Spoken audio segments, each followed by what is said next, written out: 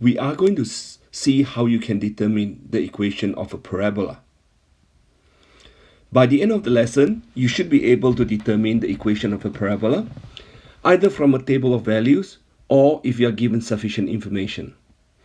You should understand the quadratic equation you determine could be in any form, either the general form, which is y equals to ax squared plus bx plus c, or the root form, y equals to a, x plus or minus m, x plus or minus n, and the turning point form, y equals to a, x plus or minus p to the power of 2 plus or minus q.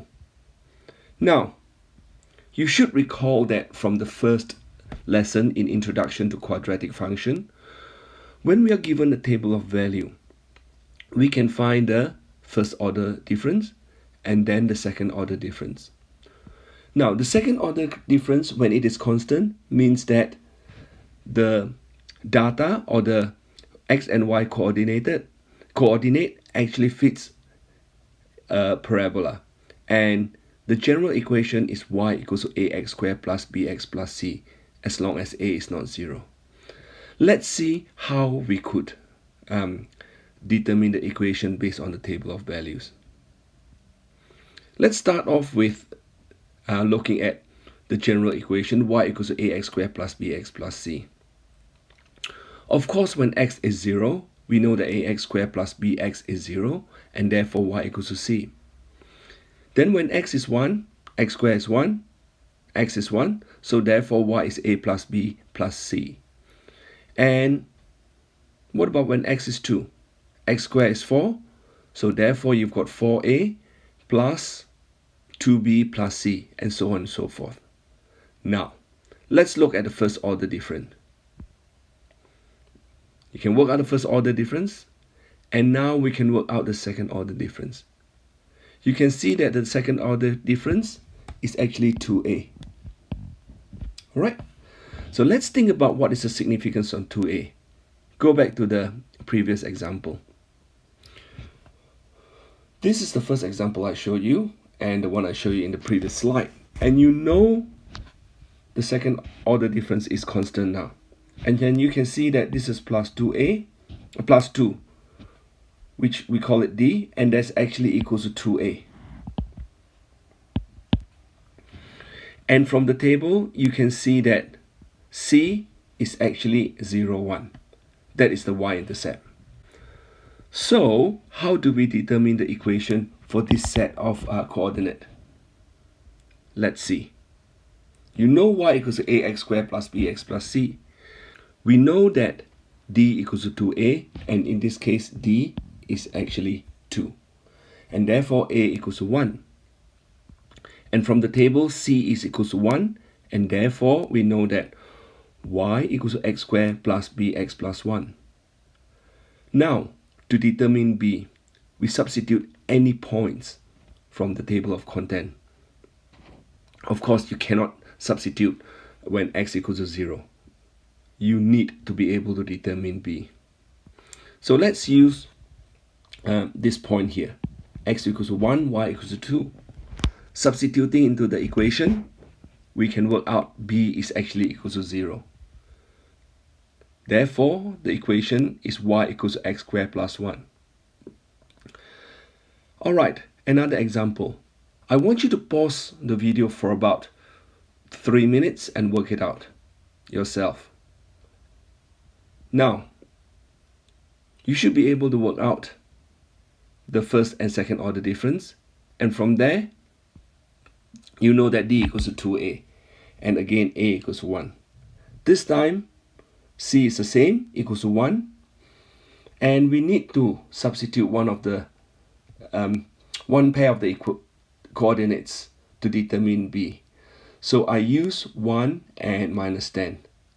By substituting this into the equation, we know that b is minus 12. So therefore, the equation is x squared minus 12x plus 1. What I would like you to do is pause this video for another 30 seconds, substitute another value in, and see whether this equation is correct.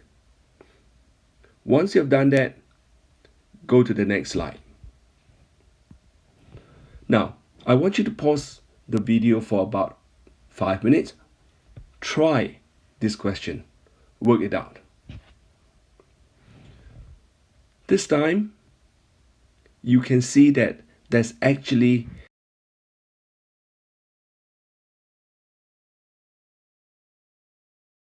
Alright, stop the video for a while and work out the equation for these sets of values. Now, you should be able to work out the first and second order differences and work out what A is. So from there, since D is 6, A is therefore 3. And from the table, we know that this is C equals to minus 4. Therefore, y equals to 3x squared plus bx minus 4. Then use any point to determine b. This time I'm using 1 and minus 2. And substituting, b is actually equals to minus 1. And therefore the equation is 3x squared, y equals to 3x squared minus x minus 4. Now the next example is slightly different. You can see that the next example, in this example here, there is actually no value when x is equals to 0. How are you going to actually work it out? Let's pause for a while. Work out your first and second degree difference first. Alright, I've worked out the first and second degree differences, and we know that D is equals to 6, therefore A equals to 3. So we know y equals to 3x squared plus bx plus c. How are we going to determine b and c in this case? We actually can use 2 points from these sets of data to actually determine b and c. You can see that we are leading this in terms of leading towards simultaneous equation. So let's start off by using 3 and 20. And you can work out equation 1 is minus 7 equals to 3b plus c. And then if we use 4 and 5, equation 2 would be minus 43 equals to 4b plus c. You can either use elimination method or substitution method to work out b and c, or if it is a calculator assumed section, use your calculator to solve it. Solving the two simultaneous equations, we know that b is equals to minus 36 and c equals to 101. And therefore, y equals to 3x squared minus 36x plus 101. Right, let's have a look at this example here. I want you to pause the video again for about 5 minutes. See if you can work out the equation. Now, let me show you the first degree and second degree difference. Therefore, we know that d is minus 2 and a equals to minus 1. So the equation is minus x squared plus bx plus c. Again, using any 2 points from the table to determine b and c. First, I use 3, 0, and I get 9 equals to 3b plus c. Then using 5, 0, we get 25 equals to 5b plus c. Again, solving for the simultaneous equations, b equals to 8 and c equals to minus 15. Therefore, y equals to minus x squared plus 8x minus 15. You can see that this example is exactly like the previous one. However, I'm going to show you a different way of doing it. I need you to recognize something from this table here. You need to recall when y equals to 0, we can solve for the roots, which is the x-intercepts of the quadratic equation. So let's indicate where the roots are on the table. From there, you can actually write down the general equation of the quadratic in terms of the root form. So y equals to a, x minus 3x minus 5. These are the roots when y equals to 0. A is very important because we don't know whether this is a monic or non-monic quadratic. Therefore, we need to determine A. You should use one pair of the points from there to determine A. except the two roots. So if I use 4 and 1, I can work out a is actually minus 1. Therefore, the equation is y equals to minus x minus 3 into x minus 5. Alright, if you don't believe me, you can always check that this is the same equation as y equals to minus x squared plus 8x minus 15. Equation, we have the roots of the equation. You need an additional point to determine a. In the example I showed you just now, the two roots are 3, 0 and 5, 0, and the additional point used to determine a was 4, 1. So remember, you need 3 points with the two roots. Alright, let's try this example. Pause the video for about 5 minutes, see if you can work out the equation. You know that there are two roots here.